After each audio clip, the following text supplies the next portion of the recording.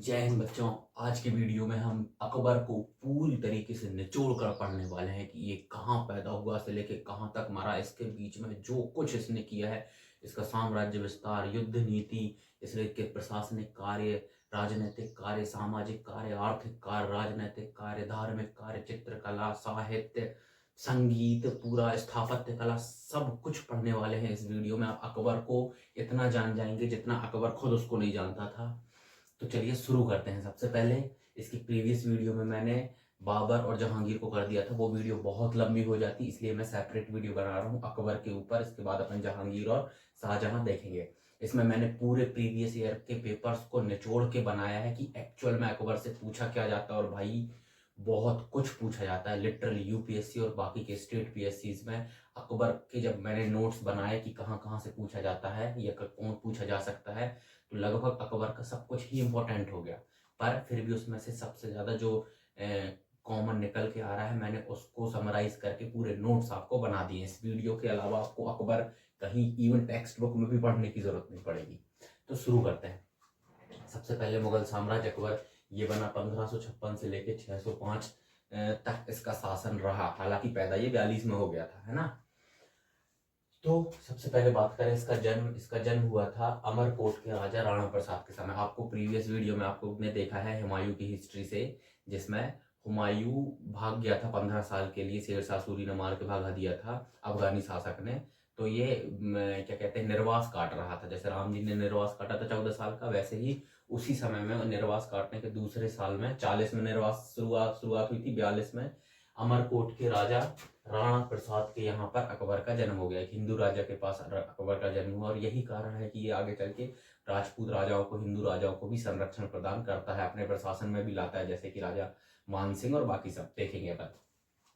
तो 1542 में अकबर जी पैदा हो गए। उसके बाद इसको ज्यादा टाइम नहीं लगा, 13 साल का जैसे ही हुआ तो 1556 में पंजाब के कलानौर, कई लोग इसको कालानौर कहते हैं, मैं इसका 13 वर्ष की आयु में राज्याभिषेक कर दिया। अब अकबर छोटा था और हुमायूं मर गया था, तो सीढ़ियों से फिसल कर तो क्या कहते हैं, हुमायूं ने क्या किया कि 13 साल में अकबर का राज्याभिषेक, वो तो मजबूरी थी, करना पड़ा, नहीं तो कोई और साम्राज्य छीन लेता। पर इसके संरक्षण में हुमायूं ने एक व्यक्ति को लगा दिया, सबसे भरोसेमंद व्यक्ति को, बैरम खां को।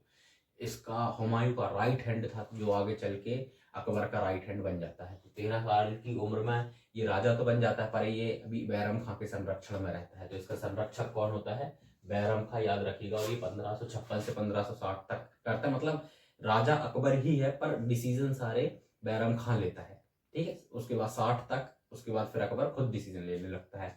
अकबर 13 साल की आयु में जैसे ही राजा बनता है 1556 में, गर्मियों के सीजन में, ठंड आते आते मीन्स नवंबर आते आते उसको पहला युद्ध लड़ना पड़ जाता है, इतिहास का सबसे बड़ा युद्ध, जिसको कहते हैं पानीपत का प्रथम युद्ध। ये तो लगभग समझ लो आप, हर स्टेट सर्विस और यूपीएससी में हर दूसरे साल पूछा ही जाता है इसमें से कुछ ना कुछ। जनरली यही पूछा जाता है कि इसका निर्णय क्या रहा, और ये अकबर ने किस आयु में लड़ा, किस सन में लड़ा, और किसके साथ लड़ा, बेसिक, ठीक है। तो सबसे पहले बात करें, ये 5 नवंबर 1556 को लड़ा गया। 5 नवंबर 1556 को ये युद्ध लड़ा। अकबर इस समय 13 साल का था, तो डिसीजन नहीं ले पाता था, तो इसके चक्कर में इसका संरक्षक बैरम खां युद्ध लड़ता था। ये अकबर ने डायरेक्ट युद्ध नहीं लड़ा क्योंकि वो छोटा था। तो यही मैं चीजें बता रहा हूँ, मैं लिखवा नहीं सकता इन चीजों को, आप समझिएगा। ये एग्जाम में कहीं ना कहीं पूछी जाती है कि कौन सा युद्ध अकबर ने डायरेक्ट नहीं लड़ा है, तो वो पहला युद्ध था, ठीक है। इस युद्ध को अकबर के युद्ध में काउंट किया भी नहीं जाता है। कई लोग काउंट कर लेते पर ऑफिशियल नहीं किया जाता, क्योंकि ये घर पे ही था, अपने अपने खिलौनों से खेल रहा था। युद्ध बैरम खां लड़ रहे थे, इसके संरक्षक, ठीक है। तो बात करें वो हेमू कौन था, पहले युद्ध हुआ हेमचंद्र विक्रमादित्य। ये भारत पे था उस समय, दिल्ली आगरा पर इसी का शासन था।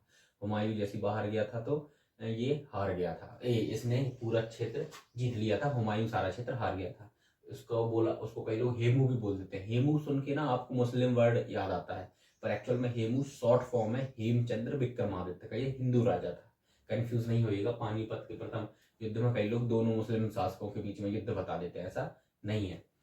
हेमचंद्र विक्रमादित्य वर्सेस बैरम खां, इसी के नेतृत्व में युद्ध लड़ा गया था, अकबर नहीं था। और जैसे ही ये युद्ध जीता तो दिल्ली और आगरा पर पुनः मुगल साम्राज्य का अधिकार हो गया। मैं पुनः क्यों बोल रहा हूँ, क्योंकि पहले किसका था, निर्गमन के पहले हुमायूं का, जो कि फिर इसको छोड़ के जाना पड़ा था, इसको मार के भगा दिया था शेरशाह सूरी ने, अफगानी शासक ने।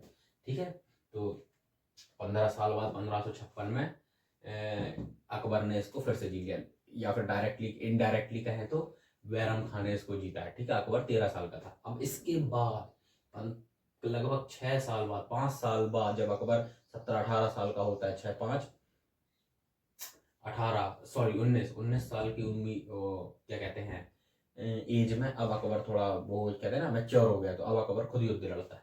सबसे पहले मालवा का युद्ध एमपी में लड़ा गया था ये, और ये प्रथम युद्ध है जिसमें अकबर स्वयं लड़ा है। ठीक है, अकबर की पहला युद्ध कौन सा है? पानीपत का युद्ध। कभी टिक मत करना, ये ऑब्जेक्टिव में पूछा गया है। ये देखो आईएमपी भी लगाया मैंने इस पे। पहला युद्ध कौन सा है जो युद्ध लड़ा गया अकबर ने खुद? वो मालवा का युद्ध, पानीपत का युद्ध नहीं। 3-4 बार ऑब्जेक्टिव आया है, अब ऑन कर रहा हूँ आपको।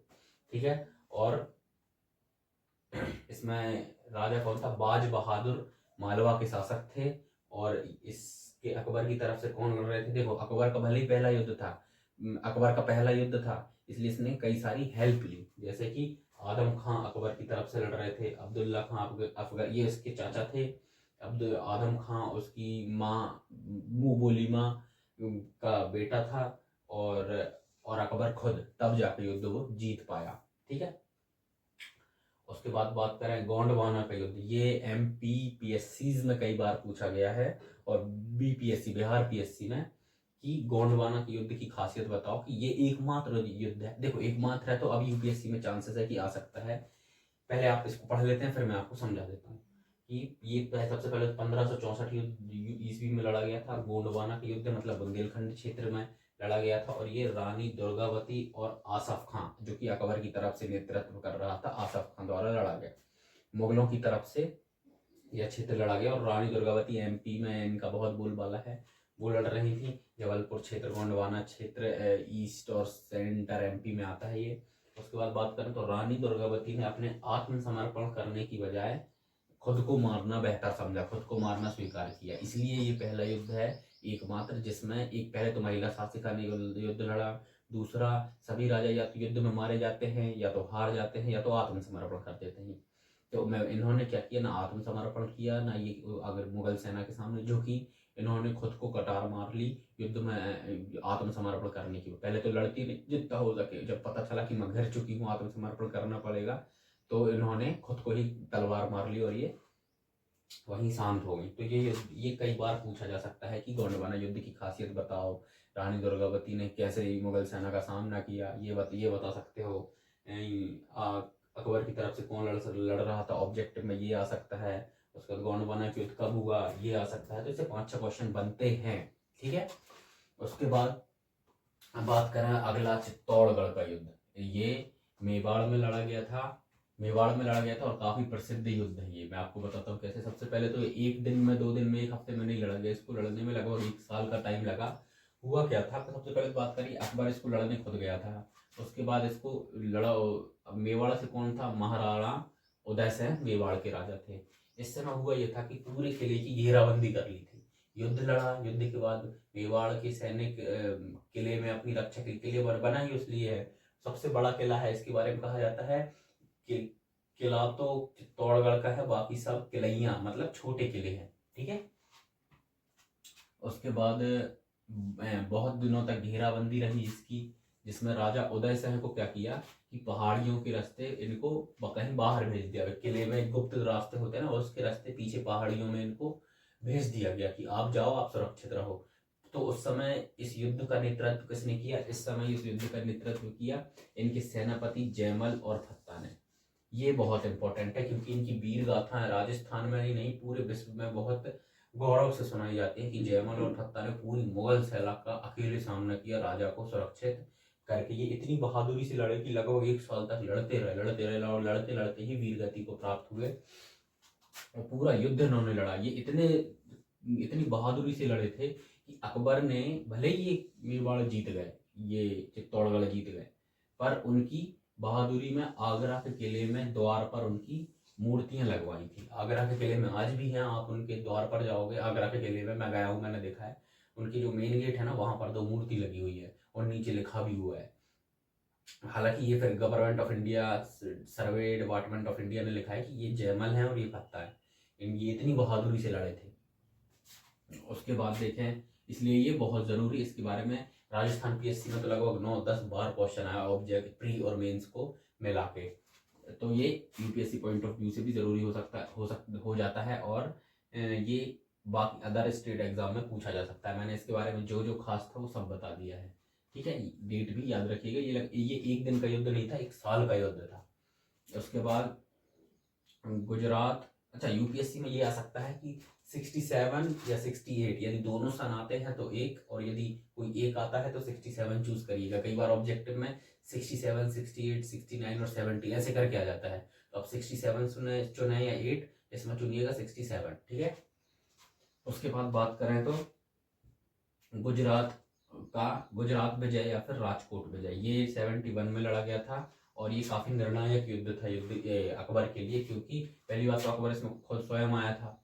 दूसरी बात, गुजरात शासक से लड़ रहे थे मुजफ्फर शाह तृतीय, ठीक है। इसमें क्या हुआ, मुगलों का समुद्र तक अधिकार हो गया, समुद्र तक पहुंच हो गई उनकी। अब समुद्र के जो जितने बंदरगाह थे, भरूच बंदरगाह, सूरत बंदरगाह, ये सारे मुगलों के क्षेत्र, मुगलों के पास आ गए थे। व्यापारिक बंदरगाह मतलब अंतरराष्ट्रीय व्यापार होता था इनसे, रोम, मिस्र आगे तक, यूनान या अरब कंट्री तक होता था। अंतरराष्ट्रीय व्यापार को लाभ मिलने लगा, टैक्स मिलने लगा। तो जब इस युद्ध को जीता, जब पता चला इतने सारे टैक्स अपने पास आने लगे, तो पैसा बहुत आ गया, पूरी युद्ध की भरपाई हो गई और एक्स्ट्रा पैसा आने लग गया। तो इसी युद्ध के बाद उसने विजय की क्या कहते हैं उपलक्ष्य में फतेहपुर सीकरी में बुलंद दरवाजा बनवाया था।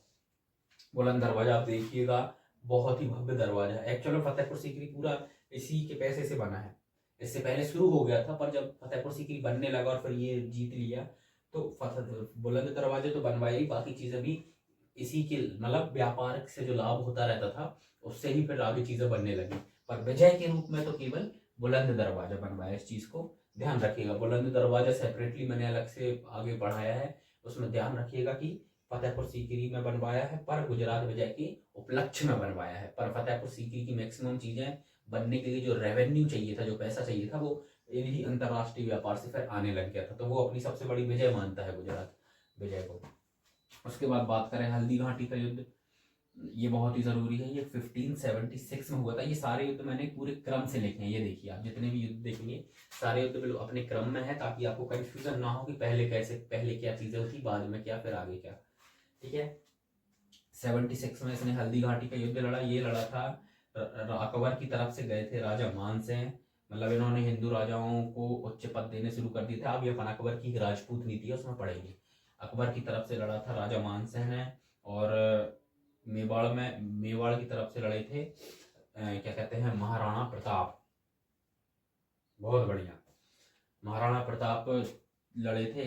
यह युद्ध काफी अनिर्णायक युद्ध कहा जाता है। इसको क्यों कहा जाता है, क्योंकि इस युद्ध अनिर्णायक युद्ध माना जाता है, क्योंकि ना ही ये युद्ध में ये महाराणा प्रताप जी को बंदी बना पाए थे, और ना ही मेवाड़ को जीत पाए थे।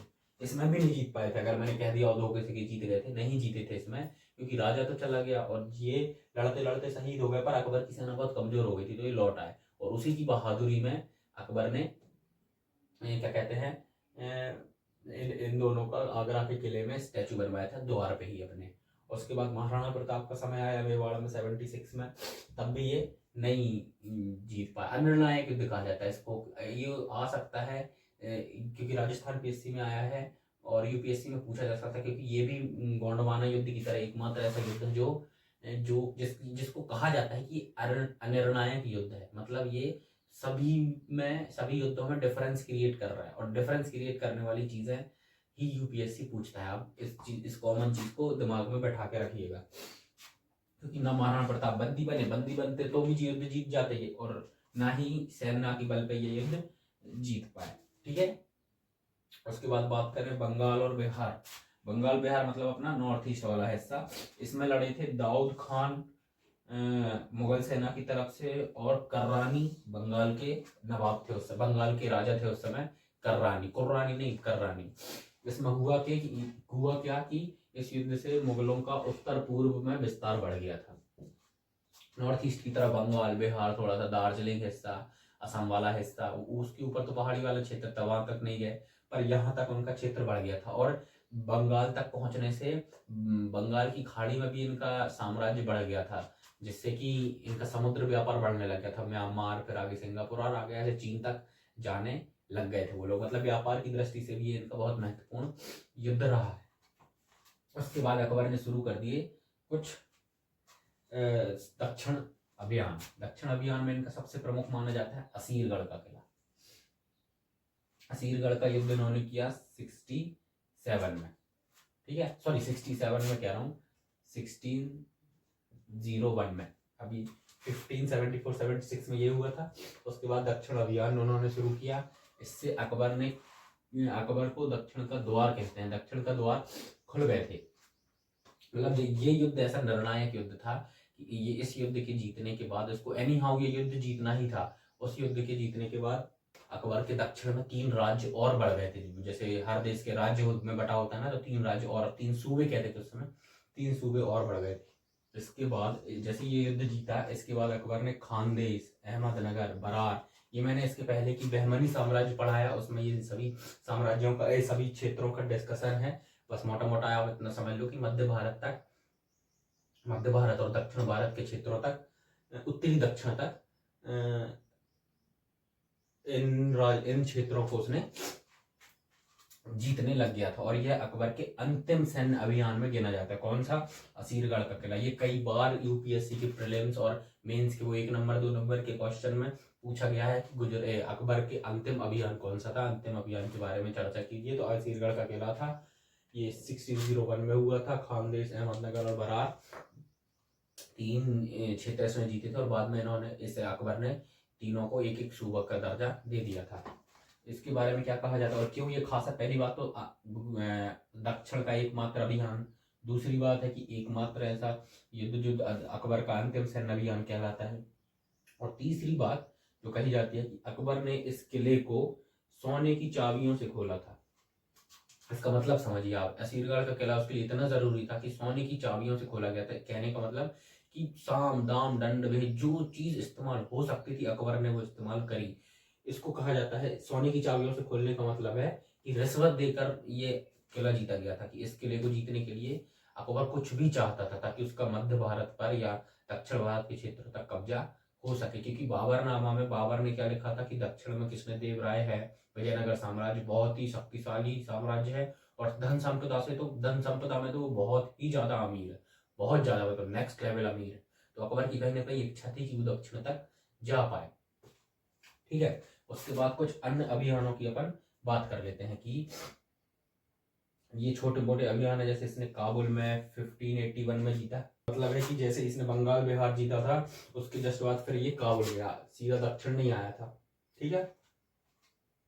उसके बाद इसने 86 में कश्मीर जीत लिया, 90 में इसने सिंध क्षेत्र जीत लिया, और 95 में इसने बलूचिस्तान क्षेत्र जीत लिया। मतलब पहले इसने, आप सोच के देखिए, पहले तो ये पूरा भारत जीतता रहा ऐसे मिडिल का, तो उसके बाद ये नॉर्थ ईस्ट गया, उसके बाद ये नॉर्थ वेस्ट गया, उसके बाद ये साउथ गया, है ना। ये सारी चीजें आप देख रहे हैं। इनका अगर मैप बनाया जाए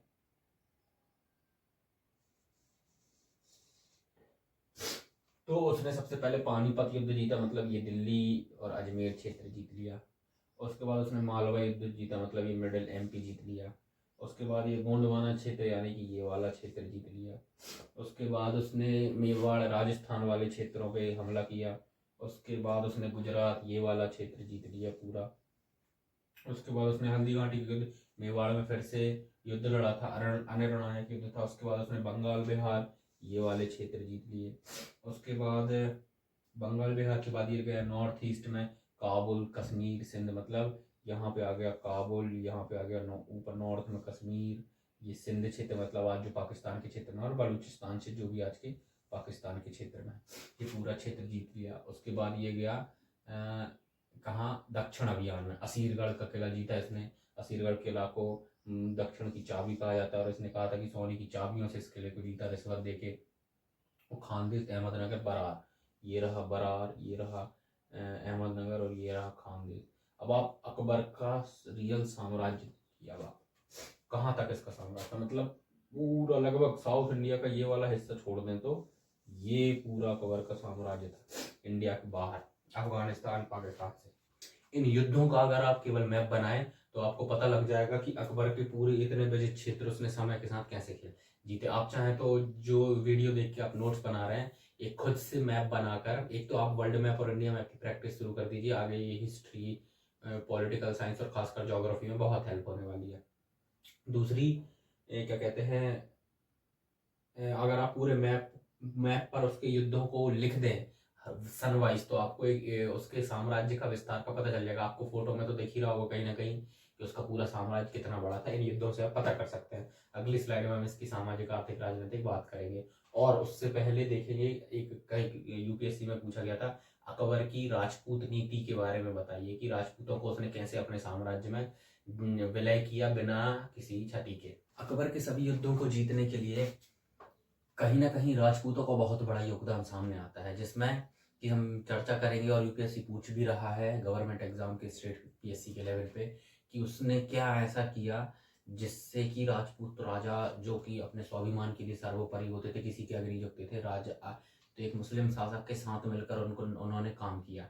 ये कहीं ना कहीं एक दबाव बिल्कुल भी नहीं था, क्योंकि राजपूत शासक दबाव में तो 1% में भी किसी के पास नहीं जाते।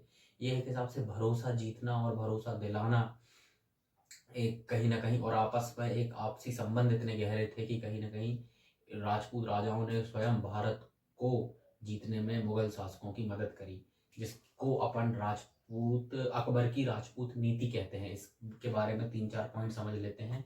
ये लॉन्ग क्वेश्चंस में कई बार पूछा जा सकता है। आप समझिएगा, इसको पूछने के तरीके अलग अलग हो सकते हैं, पर क्वेश्चन यही रहने वाला है कि अकबर की राजपूत नीति समझाइए। ठीक है। इसमें सबसे पहले तो अकबर ने क्या किया कि दमन करने की बजाय राजपूतों का सहयोग एवं मित्रता की नीति अपनाई। सभी राजपूत राजाओं से मित्रता की नीति अपनाई। युद्ध भी लड़ता था, जीत भी जाता था, तब भी उनको अपने एक मित्र के समान उनसे व्यवहार करता था। ये नहीं कि लूट खसोट लिया, पूरे युद्ध का बोझ उनके कर के रूप में ले लिया, उनके साथ बदसलूकी करी, और जैसे कि पहले आक्रमणकारी और सल्तनत काल में राजाओं ने किया था, ये बिल्कुल नहीं किया। उनसे मित्रवत व्यवहार किए। ठीक है।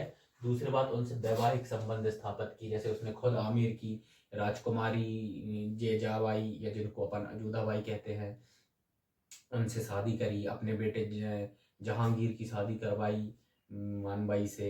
उसके बाद ऐसे कई सारे राजाओं से अपने, या तो खुद ने या तो अपने बेटों की शादी करवाई। अपने जो मुस्लिम पदाधिकारी होते थे अपने क्या कहते हैं पूरे साम्राज्य में, अपने दरबार में, उनकी कई राजाओं, कई शासकों, सामंतों की शादी भी हिंदू राजकुमारियों से करवाई। और इसलिए नहीं ताकि वो प्रभुत्व हासिल कर सके, इसलिए ताकि एक मित्रवत व्यवहार बना रह सके। फॉर एग्जाम्पल, मैं जहाँ रहता हूँ, मैं किसी दूसरे क्षेत्र जाऊँ तो वहाँ लड़ने की वजह मैं वहाँ के लोगों से व्यवहार बनाऊँ, तभी तो उस क्षेत्र में रह पाऊंगा। यही अकबर ने नीति अपनाई। तीसरी बात करें तो राजपूतों को सेना में उच्च पद दिए। जैसे मान सिंह अकबर के 9 रत्नों में से एक था। बताइए आप, कई महिला शासिकाओं का भी सम्मान रखता था। और कई ऐसे उच्च पद थे जिसमें बीरबल हिंदू व्यक्ति था, उसने बाद में दीन इलाही भले धर्म अपनाया, पर वो भी नवरत्नों में से एक था। तो कहीं ना कहीं उनको सम्मान दोगे तो राजपूत सम्मानों के लिए जीते हैं। सम्मान उनके लिए मूछ मतलब सबसे ऊपर की बात, उसका जिसने सम्मान रख लिया, राजपूत उनके आगे निछावर हो जाते। तो ये चीज उसने अपना, ये चीज उसने भांप ली थी कि यार हम जीत तो नहीं सकते भारत, हम जीतना भूल जाओ अगर राजपूत साथ ना दे तो, और भारत जीतना कल मुमकिन है यदि राजपूत साथ दे तो। यह नीति वह जान लिया था। अगली बात करें कि जो राजा, जो कि थोड़े कुछ थे, शांति से नहीं आए, उनको उनको उसने पराजित कर देता था। उनके साथ या तो ऐसी संधि कर लेता था कि वो हार ही मान ले। जैसे कि महाराणा प्रताप हो गए, इनको उसने अंत तक बिल्कुल नहीं छोड़ा। जयमल हो गए मेवाड़ के राजा, इनसे साथ उसने, मतलब ये गिने चुने ही उदाहरण मिलते हैं जिनके साथ युद्ध किया है, क्योंकि नहीं मान रहे थे। कई बार तो राजपूत राजाओं के विरुद्ध में अकबर स्वयं न जाकर अपने किसी ऐसे व्यक्ति को, अपने ही किसी व्यक्ति राजपूत को भेज देता था। जैसे कि महाराणा प्रताप से लड़ने उसके नवरत्न मान सिंह गए थे, जो कि खुद राजपूत थे, तो ताकि आपस में भाईचारे से बात निपट सके, पर नहीं निपटी। तो इन्हीं कुछ नीतियों को मिलाकर अकबर की एक राजपूत नीति, एक सामरिक रणनीति कही जाती है, जिससे कि वो भारत पर इतना बड़ा साम्राज्य स्थापित कर पाया। उसके बाद बात करें उसके प्रशासनिक व्यवस्था की या प्रशासनिक सुधार की या प्रशासनिक कार्य की, जो कि बहुत IMP है।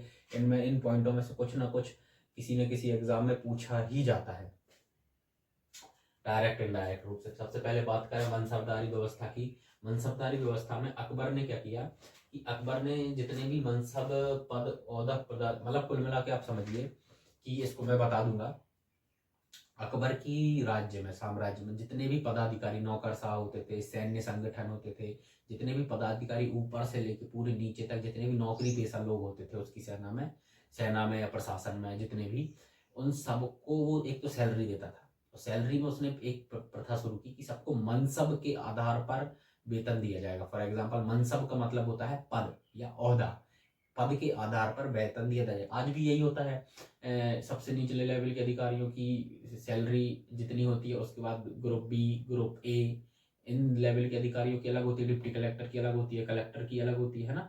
तो पद के आधार पर, ओहदा के आधार पर मिलता है। डिप्टी कलेक्टर को सैलरी मिलेगी तो एक गाड़ी मिलेगी, उसके बाद इतने एक ड्राइवर मिलेगा, कलेक्टर के साथ 4 सिक्योरिटी गार्ड अलग होंगे, गाड़ी बंगला ये सब मिलेगा। तो मतलब पद के साथ साथ सैलरी भी बढ़ती है और उसके साथ साथ कुछ कुछ सुविधाएं भी बढ़ती हैं। यही चीज शुरू करी थी शुरुआत में अकबर ने। उसने क्या किया, 2 वर्ड इजाद किए, एक तो जात, एक सवार। जात का मतलब होता था पद के कौन से पद को कितना वेतन मिलेगा, और सवार का मतलब होता था जो जिसके पास जितने सवार उतने ज्यादा घोड़े। फॉर एग्जाम्पल एक सवार के व्यक्ति को 2 घोड़े रखने की परमिशन थी, 2 सवार के घोड़े को 4 घोड़े रखने की परमिशन थी, 3 सवार के घोड़े के पद के व्यक्ति को 6 घोड़े रखने की। मतलब जैसे जैसे पद बढ़ते, सवार बढ़ते जाते थे, उनके 2-2 घोड़ों की संख्या बढ़ती जाती थी। जैसे 10 सवार का व्यक्ति 20 घोड़े रख सकता है। और जात का मतलब होता था कि इसको वेतन कितना मिलेगा। फॉर एग्जाम्पल अगर ज्यादा जात और सवार का पद होता था, जो भी मनसब होता था, जो भी मनसब जात या सवार में ज्यादा ऊपर होता था, और वो ज्यादा वेतन और ज्यादा घोड़े रख सकता था। बेसिक मतलब मनसब शब्द से कंफ्यूज मत होइए। मनसब शब्द का मतलब होता है पद पे जो पद, जिसका जितना ऊंचा पद या फिर जिसका जितना ऊंचा मनसब, उसको उतना ज्यादा वेतन और सुविधाएं। आज के समय में भी यही होता है, बस शब्द अलग था। तो मनसबदारी व्यवस्था का मतलब था अकबर ने सभी मनसब यानी कि पद और ओहदे आधारित नौकरियां दी जितनों को भी दी, चाहे वो सामंत हो, चाहे वो सेना में हो, चाहे वो अंदर कर विभाग में हो, चाहे राजस्व विभाग, किसी भी विभाग में हो, इसके आधार पर वेतन मिलता था, या फिर मनसब के आधार पर मतलब पद के आधार पर। जिसके 2 स्तर होते थे, पहला जात जो वेतन की जानकारी मिलती थी जिससे, और सवार का मतलब होता था प्रत्येक सवार 2 घोड़े रख सकता था। फॉर एग्जाम्पल मैं एक टीचर हूँ, मैं 3 जात और 5 सवार का पद है मेरा। तो 3 जात मतलब हो सकता है मुझे तीसरे वेतनमान पे सैलरी मिले, 30,000 मिले हो सकता है। और सवार का मतलब होता है कि 4, मैंने कितना बोला था, 3 सवार, 3 जात और 4 सवार। 4 सवार मतलब मैं 8 घोड़े रख सकता हूँ। तो मेरे मेरे मनसब के अकॉर्डिंग, मेरे मतलब पद के अकॉर्डिंग मैं 3 जात और 4 सवार का व्यक्ति हूँ। ऐसा 2 घोड़े रख सकता था। उदाहरण मतलब ज्यादा जात और सवार का मतलब होता था कि ज्यादा वेतन और ज्यादा घोड़े रख सकता है। तो ये थी पूरी अकबर की मनसबदारी व्यवस्था। आगे चल के जहांगीर और शाहजहां इसमें थोड़े थोड़े एड ऑन करते हैं, जिसको अपन आगे वीडियो में देखेंगे। उसके बाद बात करें, यह पद्धति एक्चुअल में मंगोलों की दशमलव पद्धति से सीखकर गुजरात अभियान के बाद उसने शुरुआत करी। मतलब ये इसको पता था मनसबदारी व्यवस्था क्या होती है, क्योंकि मंगोलों की एक दशमलव प्रणाली थी। इसी के आधार पर मनसबदारी की जैसी मनसबदारी से थोड़ी कमजोर, उसको थोड़ा सुधार करके उसने मनसबदारी प्रणाली लागू करी। तो 1571 में जैसे ही गुजरात अभियान इसने जीता, तो तुरंत अपने क्षेत्र में मनसबदारी के नाम से इसने वो व्यवस्था शुरू कर दी वेतन की। इसको ये शुरुआती कहाँ से थी, मंगोलों की या फिर मध्य एशिया से की दशमलव प्रणाली थी, है ना। ये यूपीएससी लेवल की चीज है, इसको ध्यान में रखिएगा। उसके बाद बात करें दहसाला प्रणाली। ये यूपीएससी में पूछा जा चुका है, स्टेट पीएससी में भी पूछा जा चुका है, इसके रिपीट होने की संभावना बहुत ज्यादा है। दहसाला प्रणाली क्या थी, पहले आपको ये पूरा बता देता हूँ, फिर आपको समझा दूंगा। हालांकि मुझे लगता नहीं एक बार पढ़ा दूंगा तो समझाने की जरूरत पड़ेगी।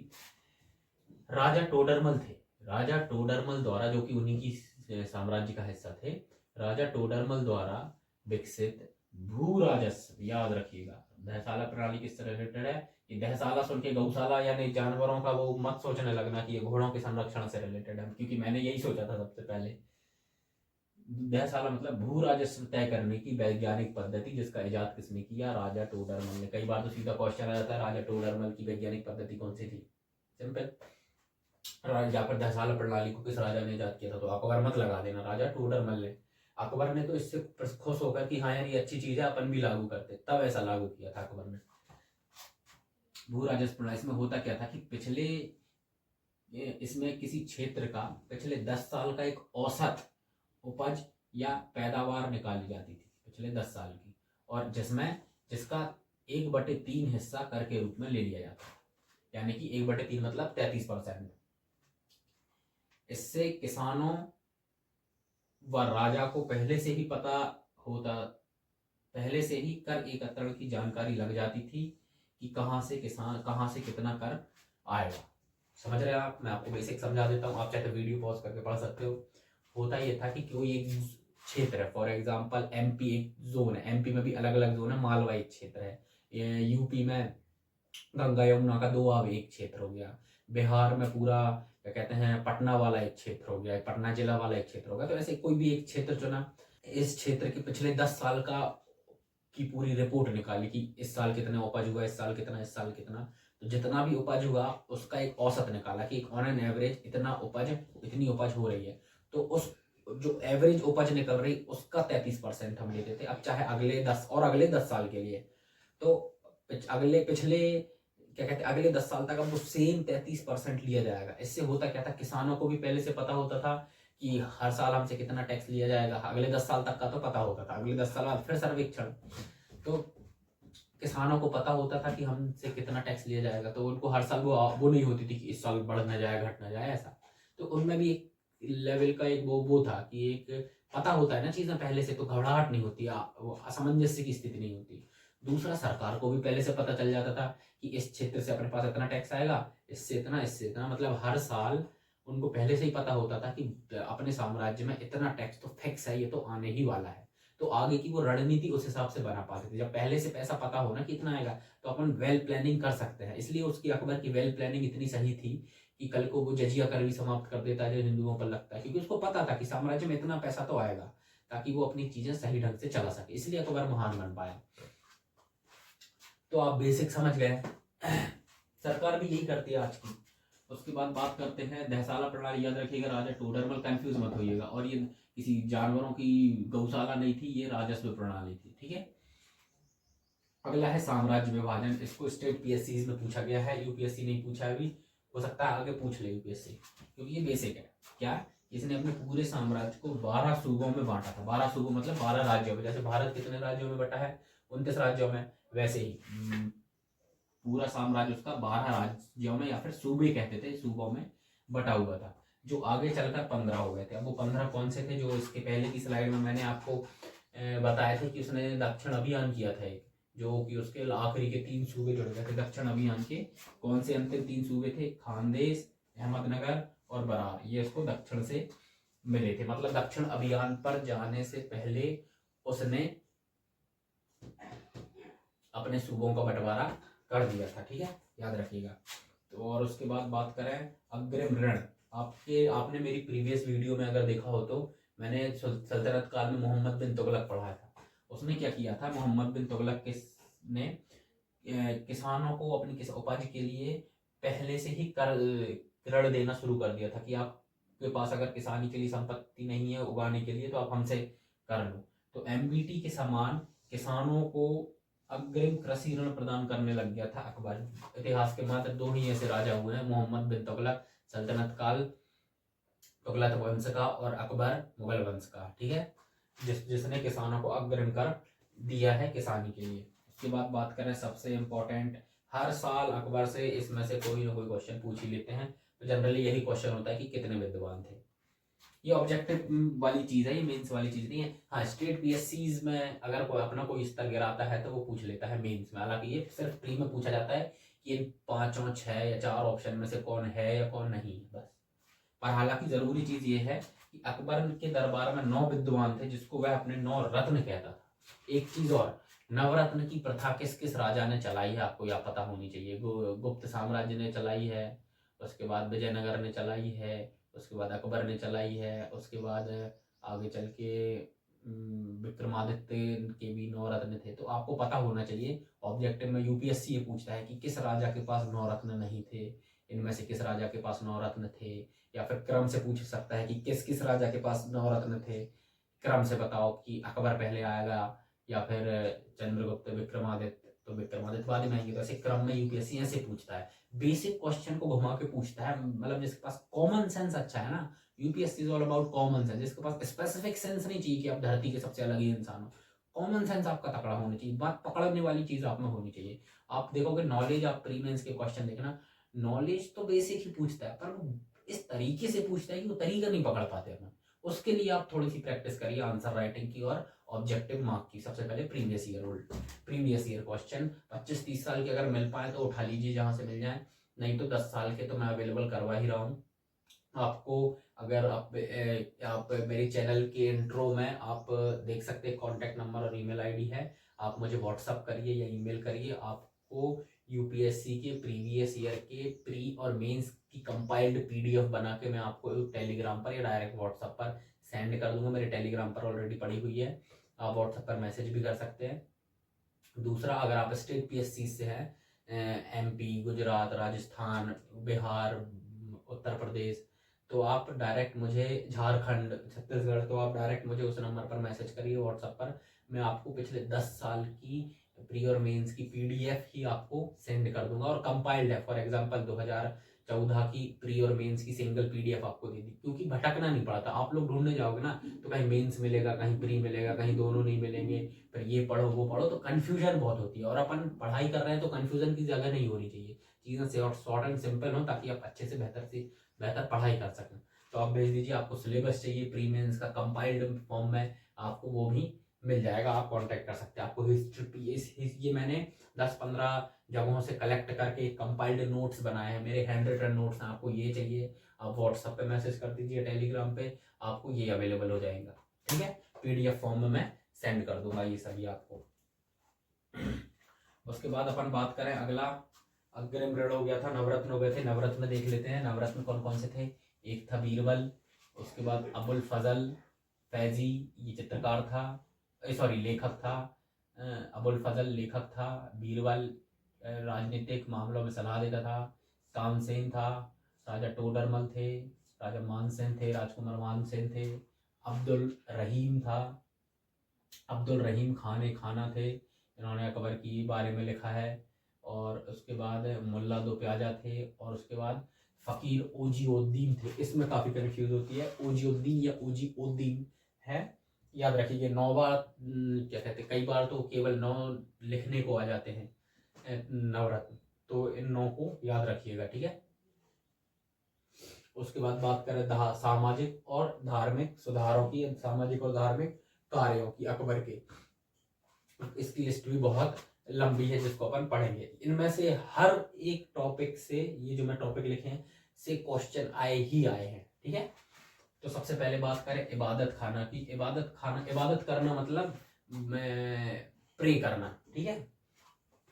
तो किया क्या इसने, फतेहपुर सीकरी ने, फतेहपुर सीकरी में आगे बताऊंगा भी, स्थापत्य कला में अकबर ने अपना एक शहर बसाया था। शहर सोचिए, लोग अपना महल बनाते, इसने अपना एक शहर बसाया था। फतेहपुर सीकरी में धर्म पर चर्चा करने के लिए इसने एक प्रार्थना गृह बनवाया था। प्रार्थना गृह को ही मुस्लिम भाषा में, फारसी भाषा में इबादत गृह या इबादत खाना कहते हैं। क्या है, धार्मिक धर्मों पर चर्चा करने के लिए, मतलब अलग अलग धर्म के विद्वानों से चर्चा करने के लिए, आप प्रार्थना करने भी जा सकते हो। उस पर चर्चा करने के लिए उसने एक क्षेत्र, एक समझ लो एक वो बनाया था एरिया, जिसको वो इबादत खाना कहता था, जिसको प्रार्थना गृह कहते हैं। अगली बार मजहर की घोषणा। मजहर मतलब क्या है, मजहर की घोषणा मतलब इसका आप ऐसे समझ लीजिए कि जब भी जो उनके धर्म गुरु, सूफी, मौला या संत, मौला या फिर जो संत होते थे, उसमें जब भी उनके बीच में विवाद होता था तो अंतिम निर्णय राजा देगा। ये किसने घोषणा करी, अकबर ने।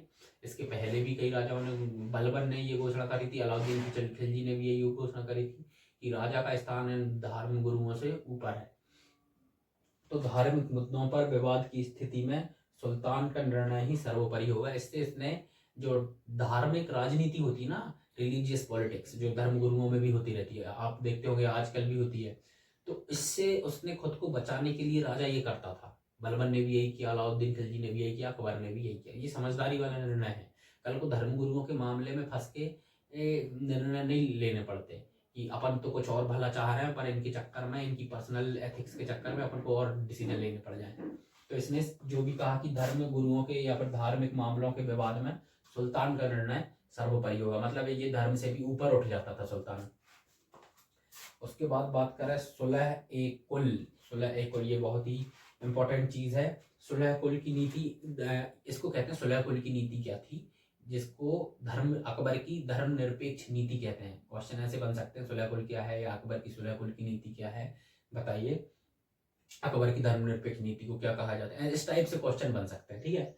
तो सुलह कुल की नीति क्या थी, उसको अकबर की धर्मनिरपेक्षता की नीति कहते हैं। धर्मनिरपेक्षता का मतलब होता है किसी भी एक धर्म की बातों को अंधा सुनने की बजाय सभी धर्मों को समान लेके चलना। ये सेम शब्द गुटनिरपेक्षता के लिए आता है कि किसी भी एक पक्ष पर को सही मानने के बजाय, एक पक्ष में झुकने की बजाय सभी पक्षों से को बराबर मान के चलना, ठीक है। किसी भी पक्ष का समर्थन दिए बिना सभी को बराबर मान के चलना।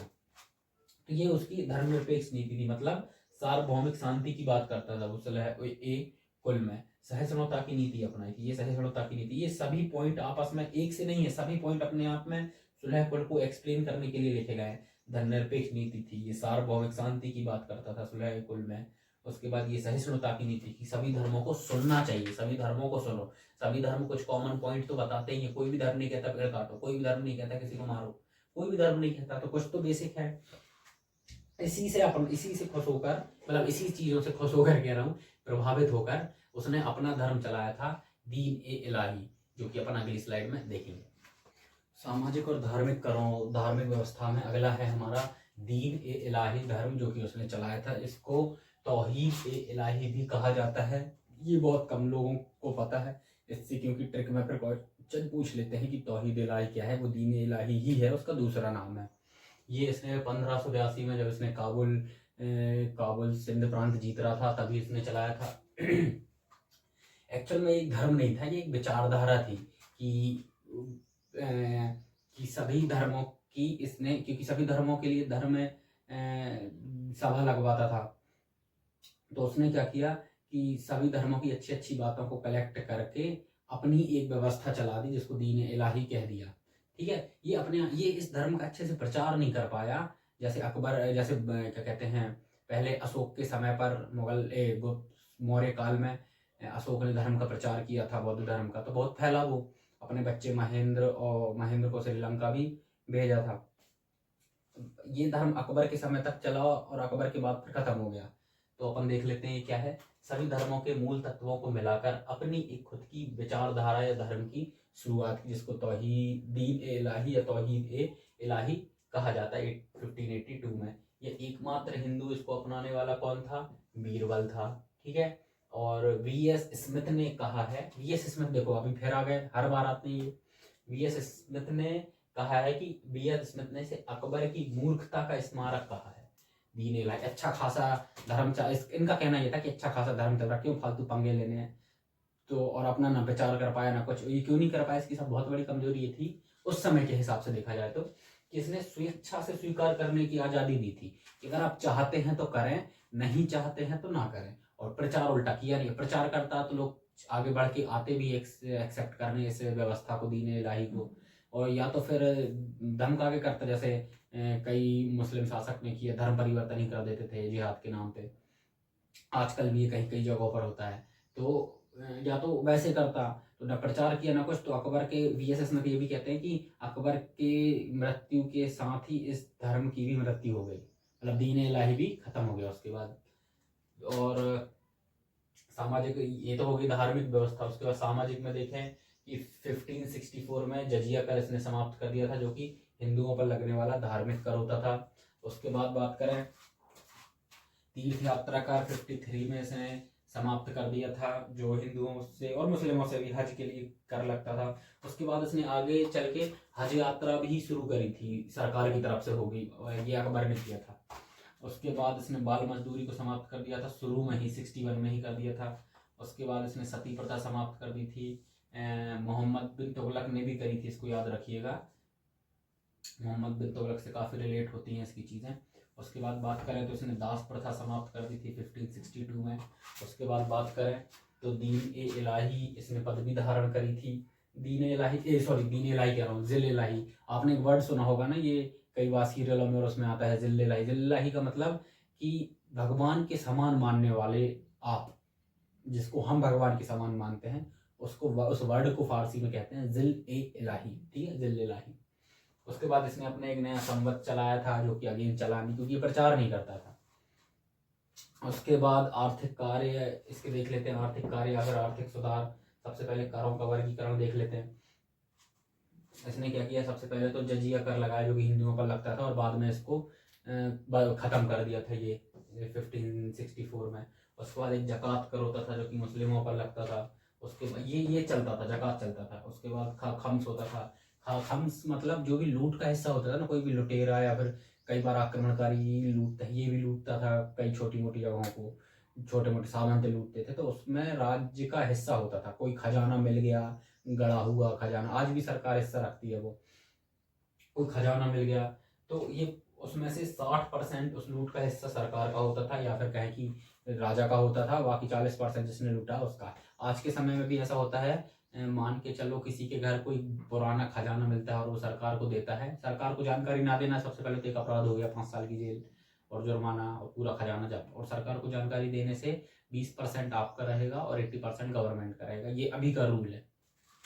उसके बाद एक खरास कर था, जो कि उत्पादन पर लगता था। मैंने बताया था कि दहसाला प्रणाली थी, जिसमें 10 साल का एवरेज निकाल के उसका 33% या 1/3 कर लगता था, ठीक है। उसके बाद एक खालसा भूमि, ये तो अपन ने कई बार पढ़ा है, हर मध्यकाल में इसी को कहते थे खालसा भूमि, मतलब सरकारी भूमि को खालसा भूमि कहा जाता था। मंदिरों को दान भी देता था ये जमीनें। उसके बाद दरोगा एक पदवी थी, जो कि टकसाल अधिकारी कहलाता था, दरोगा। और टकसाल मतलब सिक्के, चांदी तांबे के सिक्के, चांदी के सिक्के टंका कहलाते थे, ठीक है। उसके बाद इसके चित्रकला में क्या योगदान रहे हैं, इसने एक अपना प्रॉपर सेपरेट चित्रकला विभाग ही बनवा दिया था। ये इतिहास में हमें पहली बार देखने को मिलता है आफ्टर गुप्त काल। इसकी जानकारी, इसकी शैली को कहते हैं भित्ति चित्रकारी। अकबर के समय की सभी चित्रकारी को यही कहा जाता था, क्या, भित्ति चित्रकारी, ठीक है, याद रखिएगा इसको। ये और उसके चित्रकार कौन कौन से थे, एक तो था दसवंत, जिसने रज्मनामा नामक पुस्तक लिखी थी। जिस रज्मनामा पुस्तक एक्चुअल में महाभारत को ही फारसी भाषा में लिखा गया था, जिसको रज्मनामा कहा गया था, ये बदौनी ने किया था। और पर उस पुस्तक पर जो चित्रकारी है, चाहे वो बीच के अध्यायों में चित्रकारी हो, चाहे उसका फ्रंट कवर की चित्रकारी हो, वो की करी थी दसवंत ने, चित्रकार ने। आप कंफ्यूज मत होइएगा, रज्मनामा महाभारत का फारसी में परिवर्तित रूप है, जिसको रज्मनामा कहते हैं। इसको बदौनी लेखक ने लिखा था, फारसी में अनुवाद किया था, पर दसवंत ने उस किताब में जहाँ जहाँ चित्रकारी की आवश्यकता थी वहाँ वहाँ चित्रकारी करी। मैंने आज यहाँ आगे बताया, महाभारत को बदौनी रूपांतरित किया था रज्मनामा में, जिसको फारसी भाषा में किया था। अगली बात करें अब्दुल समद ने भी रज्मनामा पुस्तक में चित्रकारी करी है, मतलब कई चित्रकारों ने मिलकर रज्मनामा में चित्रकारी करी है, जो कि महाभारत का ही फारसी वर्जन है।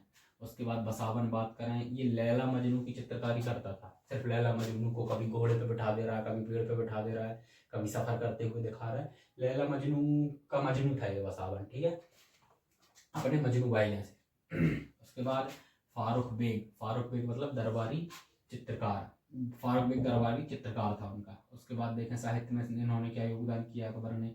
सबसे पहले तो अकबर की खुद की कहानी लिखी है, अकबरनामा, जिसको आईने अकबरी भी कहते हैं, ये दोनों सेम है ना, कंफ्यूज नहीं होना। जिसको अबुल फजल, उनके नवरत्नों में से एक अबुल फजल ने लिखा है, और ये तुर्की भाषा में लिखी गई है। कंफ्यूज मत होइएगा, जितने भी अब अपन साहित्य आगे पढ़ने वाले हैं, ये पूरे ये सारे फारसी में लिखे गए हैं। अकबर फारसी में रूपांतरित करवाता था, पर अपनी खुद की जीवनी उसमें उसने किस में लिखवाई है, किस किस में लिखी है? तुर्की भाषा में। कंफ्यूज मत होइएगा, अगेन ये पूछा जाता है और इसमें कंफ्यूजन में नंबर कटते हैं। अपन को तो लगता है अपन सही करके आए, पर ये सही नहीं है। याद रखिएगा एक चीज, अकबरनामा केवल तुर्की भाषा में है, बाकी अदरवाइज आप जितने पढ़ेंगे यहाँ कहीं तुर्की भाषा का जिक्र नहीं है। पर अकबरनामा या फिर आयन अकबरी ये पुस्तक तुर्की भाषा में लिखी गई है और अबुल फजल ने लिखी है इसको, ठीक है। उसके बाद बात करें तबकात ए अकबरी, इसको निजामुद्दीन अहमद ने लिखी है, अकबर के बारे में कहानी। उसके बाद तोहफा ए अकबर शाही, जिसको अब्बास शेरवानी ने लिखा है। अब्बास शेरवानी एक्चुअल में शेर शाह के भी दरबारी थे। शेर शाह मतलब जो इसके पापा जी, अकबर के पापा जी हुमायूं को 15 साल का निर्वसन या फिर भगा दिया था, देश निकाला में किसने किया था? शेर शाह ने किया था, जो कि यूपी, बिहार, एमपी, थोड़ा सा दिल्ली, आगरा वाला क्षेत्र, उसके बाद बंगाल, यह भी बंगाल क्षेत्र मतलब नॉर्थ इंडिया पूरा शेर शाह का था। आपने पिछली वीडियो में देखा भी हुआ है हुमायूं के साथ, उसका दरबारी था ये अब्बास शेरवानी। अकबर इसको अपने यहाँ ले आया जीत कर, शेर शाह की मृत्यु के बाद उस साम्राज्य को जीत कर। उसके बाद बात कर रहे हैं मुल्तनब ए बदौनी, ये बदौनी ने बुक लिखी थी और अकबर के ऊपर लिखी थी ये पुस्तक, ठीक है। उसके बाद अकबर ने इस साहित्य, जितने भी साहित्य, एक तो खुद ने भी बहुत साहित्य का में योगदान दिया है, दूसरा इसने एक प्रॉपर साहित्य विभाग बनवाया था कि जितनी भी पुस्तकें हैं जो फारसी में कन्वर्टेड नहीं है उनको फारसी में भी रूपांतरित किया जाए ताकि और लोगों तक ये ज्ञान पहुंचे। मैंने बताया वो धर्मनिरपेक्षता को मानता था, सहिष्णुता को मानता था।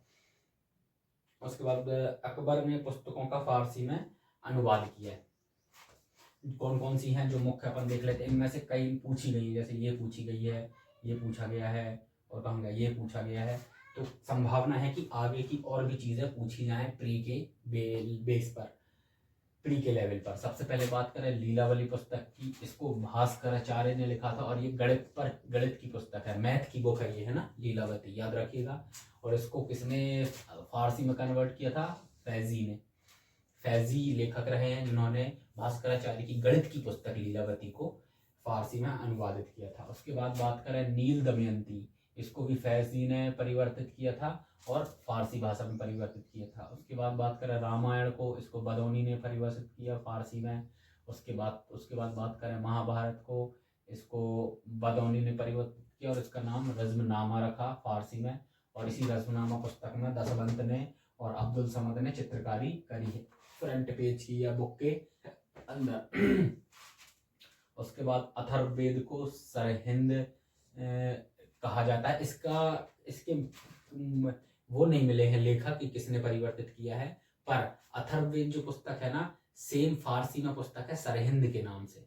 उसको किसने परिवर्तित किया है नहीं पता, पर मतलब कई नाम है पर वो कंफर्म नाम नहीं है, और जो चीज कंफर्म नहीं होती गवर्नमेंट एग्जाम उसको कभी नहीं पूछता। पर ये कंफर्म है कि अथर्ववेद को फारसी भाषा में सरहिंद कहा जाता है और सरहिंद किताब भी उनकी है फारसी की। और उसके बाद राज तरंगणी की बात करें, इसको मौलाना मोहम्मद राय ने परिवर्तित किया था, राज तरंगणी को, उसके बाद फारसी में। उसके बाद भागवत पुराण जो अपन पढ़ते हैं उसको राजा टोडरमल ने संस्कृत से फारसी में परिवर्तित किया था। उसके बाद ज्योतिष विद्या की बात करें, ज्योतिष विज्ञान पर एक पुस्तक थी, उसको तुजुक ने जहान ए जफर के नाम से फारसी में कन्वर्ट किया था। उसके बाद पंचतंत्र की जो पुस्तक है उसको अब्दुल रहीम खाना ने कालिया दामन के नाम से परिवर्तित किया था। ये कैसा नाम है, कालिया दामन, हालांकि पंचतंत्र की पुस्तक पे जम भी रहा है ये। उसके बाद उपनिषदों को तारा सिक्को ने परिवर्तित किया था सिर ए अकबर के नाम से फारसी भाषा में, ठीक है।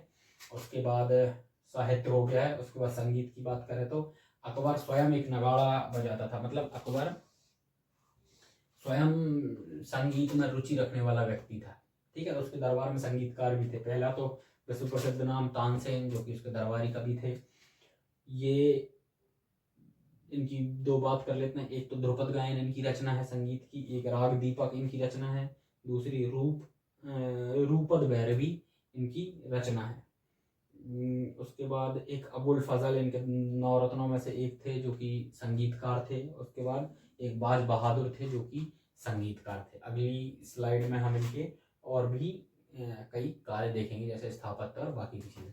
अब अकबर द्वारा निर्माण किए गए स्थापत्य की बात करें तो सबसे पहले उसने किले बनवाए, जिसमें सबसे फेमस 3 किले हैं, लाहौर का किला जो कि यूनेस्को वर्ल्ड हेरिटेज में शामिल है, इलाहाबाद का किला ये भी यूनेस्को वर्ल्ड हेरिटेज में शामिल है, और आगरा का किला ये भी यूनेस्को वर्ल्ड हेरिटेज में शामिल है। उसके बाद उसने खुद का मकबरा बनवाया था। एक्चुअल में ये मृत्यु के टाइम पे बहुत बीमार हो गया था, तो समझ गया था कि अब नज़दीक आ गया समय, 65 साल की उम्र में, तो इसने अपना स्वयं का मकबरा बनवाना शुरू कर दिया था और वहीं पे दफन हो गया।